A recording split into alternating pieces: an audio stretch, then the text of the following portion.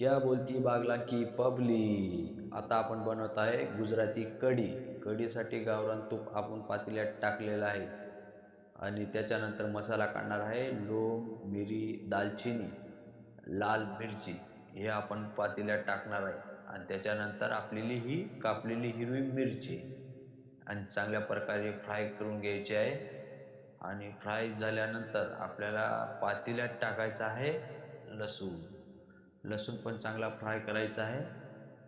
लसूण फ्राय झाल्यानंतर आपल्याला पातेल्यात टाकायचा आहे आपला मसाला, हिंग, साखर, मीठ हे टाकून झाल्यानंतर पाणी टाकून द्यायचं आहे आणि पाण्याला चांगलं उकळ आल्यानंतर बेसन पीठ कालवलेली ही दही आपण पातेल्यात टाकणार आहोत आणि नॉर्मल गॅस ठेवून उकळी आला पाहिजे. ही आहे आपली गुजराती कढी. कढी हलवत राहायची, खाली लटकायला नको म्हणून, आणि थोडा थोडा उकळी यायला पाहिजे, म्हणजे कढीला अशी एकदम चव आली पाहिजे. ही आपली झालेली आहे गुजराती